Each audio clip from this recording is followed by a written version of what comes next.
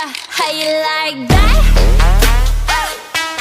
You gon' like that? Da da da da da da da. You like that? Bada bing, bada boom, boom, boom.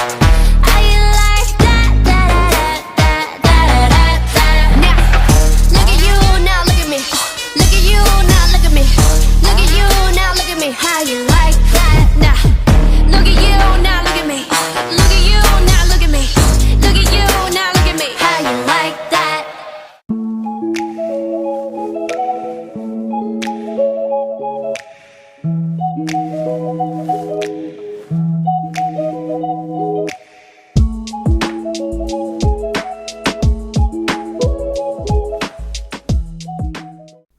Hey y'all, Sherry G. Welcome back to the channel. So look, there's a lot that's been happening ever since Martell Holt'S sat down with Tasha K and gave supposedly his side to all of this drama between him and Melody. And as we can see, that did not turn out well for Martell. I never thought it would anyway. Because Martell just has a way of exposing himself, in my opinion, when he opens his mouth. Ariane, she does the same thing too. But yeah, I never thought that the interview was going to do anything to help his situation.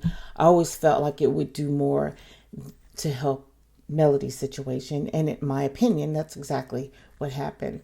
So look, y'all, when I was listening to that interview, I was just wondering, and I have been wondering, what Marlene's thinking. What's going on with her, what must she be thinking about, everything that has transpired.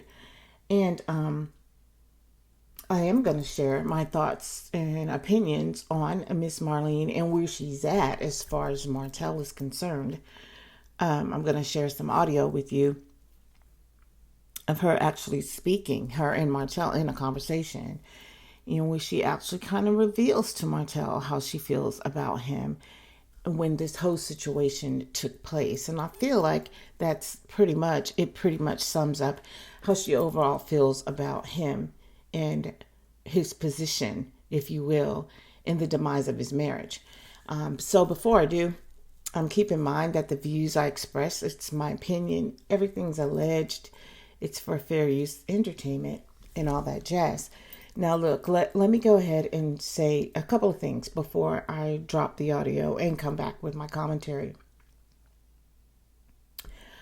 One thing is that in hindsight, looking back at the interview, like I thought the interview was just a horrible interview because I didn't feel like Tasha pulled enough out of him. But in hindsight, looking back at the interview and thinking back about it, because I didn't go back and look back at it, but just thinking back on the interview, I changed my mind.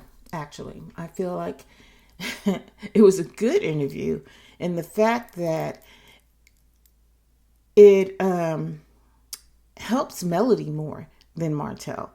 So for that reason, I think like it was a good interview. I felt like there was enough told, enough shared, where, you know what, Tasha didn't have to do so much. She didn't really have to dig because Martell just hung himself.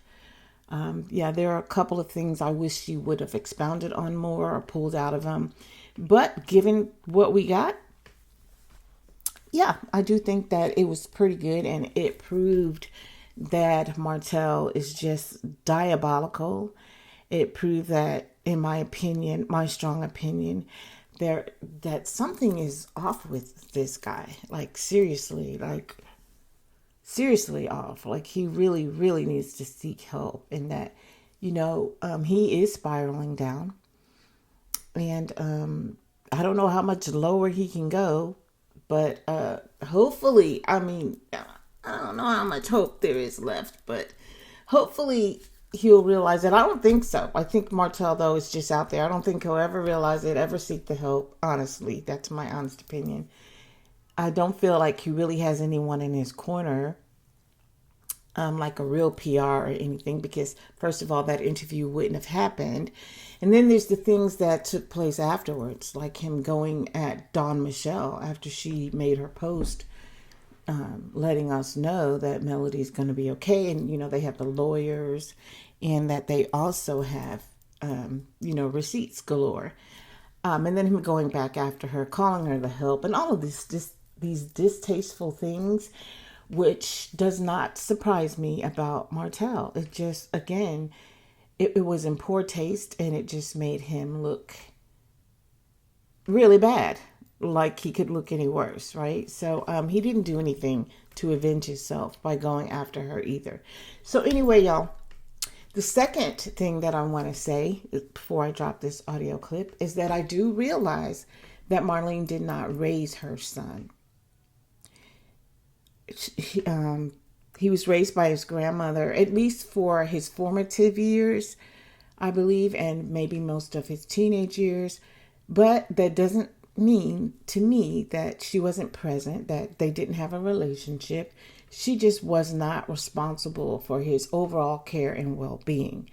The grandmother was, but I do feel like she was very much present, and that, like, they did spend time, and a relationship was formed in.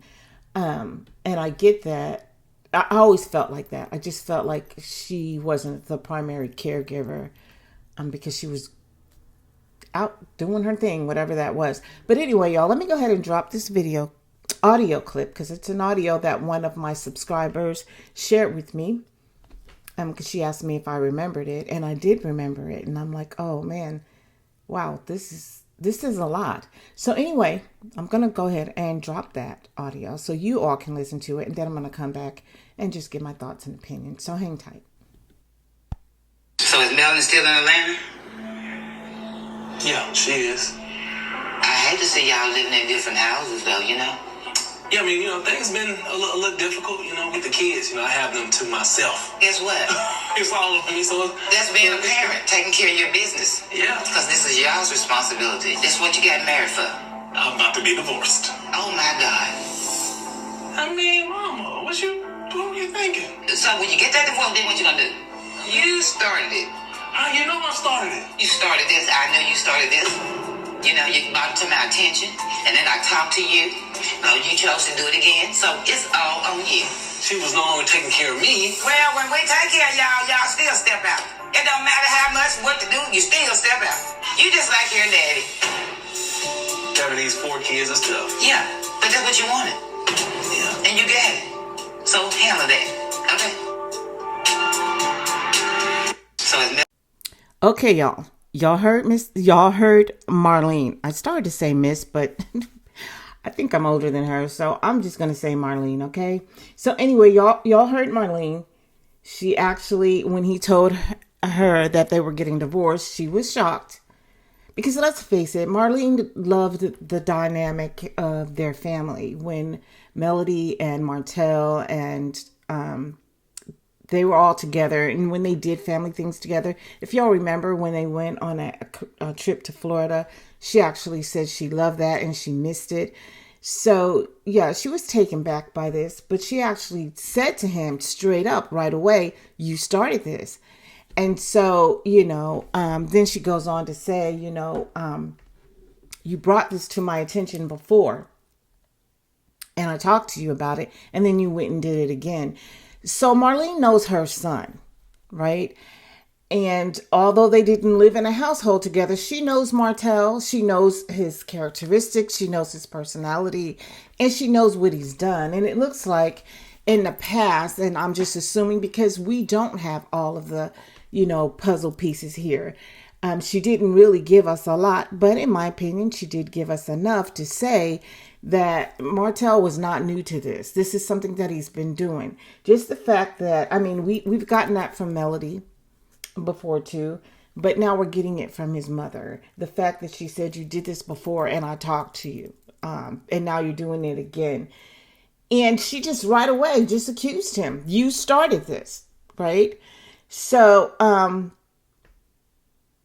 I always feel like a mother knows their child, especially if they do have a relationship with them, whether they're raised in a home with you or not. If you have a relationship with them, you see them often, you see them growing up. You may not be responsible for their ultimate care, which I believe is the case with Martell and his mother.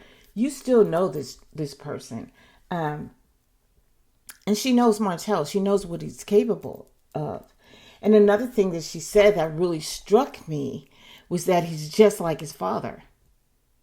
And we know that his father is diabolical. I mean, well, he's a criminal, allegedly, right? He's in jail. I don't know if we need to say allegedly or not for that, but we do know that he's been incarcerated for a while.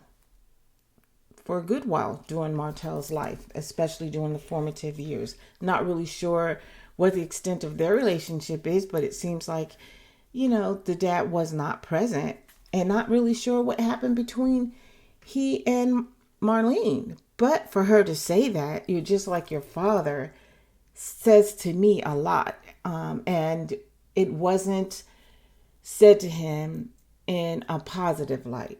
I guess that's what I'm getting at. It was derogatory. It was like, and then when he said, well, she wasn't taking care of me. And then Marlene says, it doesn't matter. When we take care of you, you step out. If we don't take care of you, you step out. So she has categorized Martell in this group of men who just constantly cheat on their wives, no matter if the wife is doing what the husband needs or giving him whatever it is that he wants or he feels that he's missing or not. It doesn't matter what they're doing. And I personally feel like that is based on her experience. Of course it's based on her experience, right? But with Martell's dad, and especially with Martell's dad. I know she's been in other relationships, but I just believe that she has a strong distaste for Martell's father. So anyway, y'all, another part of that interview with Tasha K, Martell actually said that, his mother, she's always there for them. And no matter what they do, she always is by their side. She always stands by them, etc., etc. And I beg to differ, because I remember a time, and this was during the child custody case, when he was actually upset with his mom because, you know what, he didn't feel like she was there for him. She didn't feel like she stood by his side. So I'm going to go ahead and run that audio so that you guys can just go back and kind of remember. Now, I know that Marlene is, she kind of tossed back and forth a little bit by saying, Melody was lazy, but I do believe that's just based on things that Martell told her. But I honestly feel like now that the marriage is dissolved and everything, and Marlene has had a chance to really sit with this whole thing, and she sees her son, and she sees what he's doing now. She sees that nothing that he's put his hand to outside of Love and Marriage Huntsville has actually taken off, has actually made him any money. I feel like, she knows now that Melody wasn't the lazy one.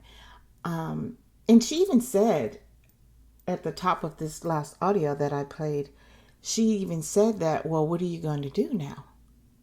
You're getting divorced, so what are you going to do now? So I feel like she kind of knew then that Melody was the one behind everything, pushing everything, helped him to get his builder's license, helped him through school, and etc.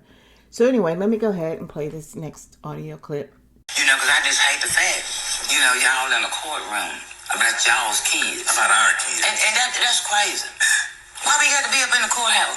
Yep. These people ain't taking care of your children. These people don't care. I guess you didn't get to see much, because I think you was on the little stand for about 4 minutes. What I'm supposed to do? You know everything that's been going on. We talk about it all the time. So when you have an opportunity like that, you're supposed to be sticking it to them, Mama. Well, and when you got up there and you didn't say much, that disappointed me to the core. when I'm in there, And they ask me a question. Yeah.